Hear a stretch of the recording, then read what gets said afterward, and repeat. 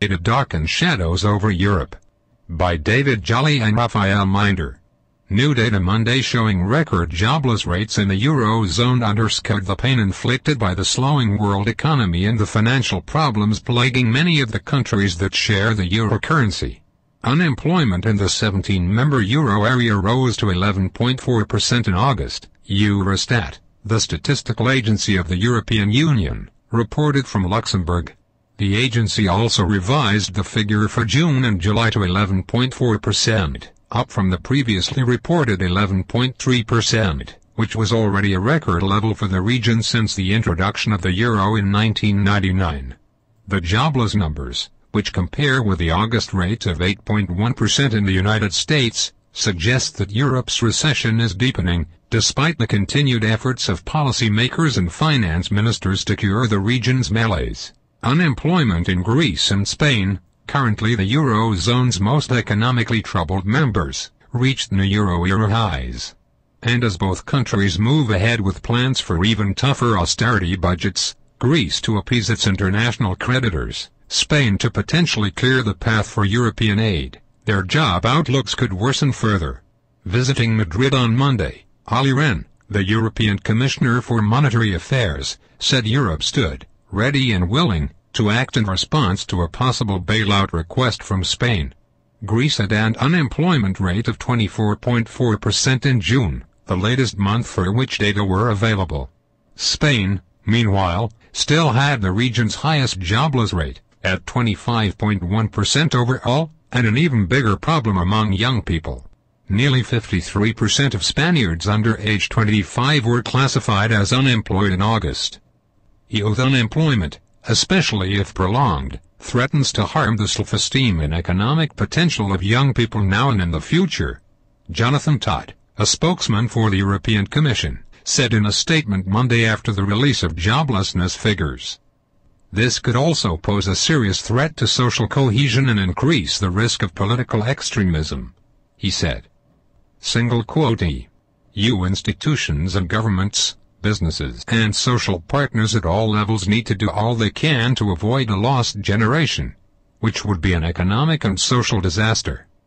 Reinforcing the dismal data, the Market Economics Purchasing Managers Index on Monday confirmed an initial report showing that Eurozone industrial production declined in September for a seventh consecutive month.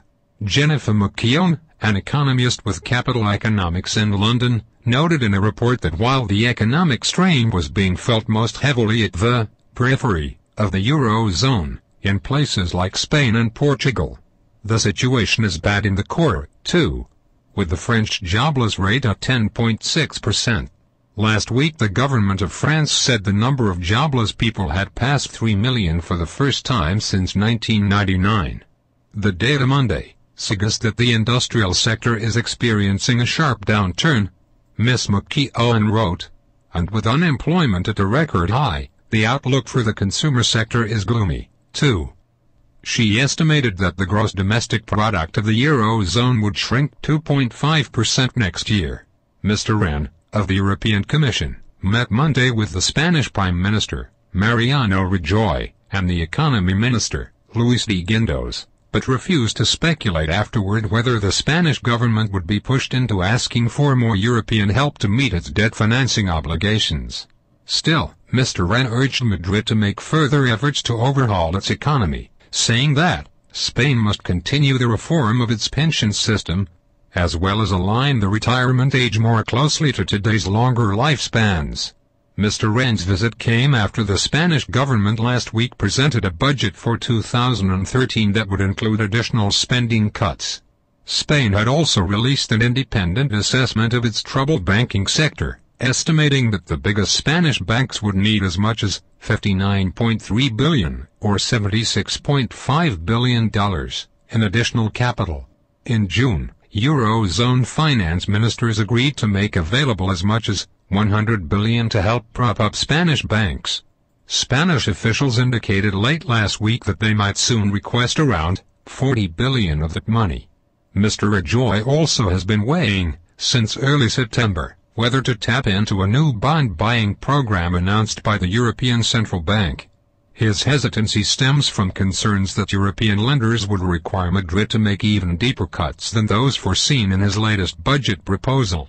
His plan for 2013 estimates debt interest payments of $38.6 billion next year, almost $10 billion more than what was budgeted for 2012, and underlining the extent to which Madrid faces borrowing costs that many economists consider to be unsustainable.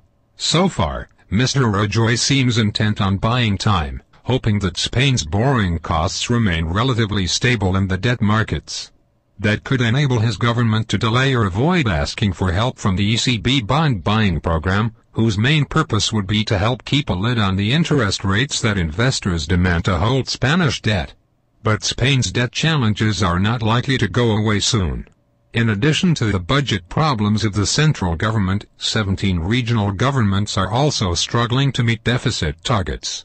During the weekend, the government in one of the most troubled regions, Castilla-La Mancha, which is controlled by Mr. Rajoy's own Popular Party, presented a 2013 budget that would replace salaries of regional lawmakers with per diem payments for time spent in the area's parliament.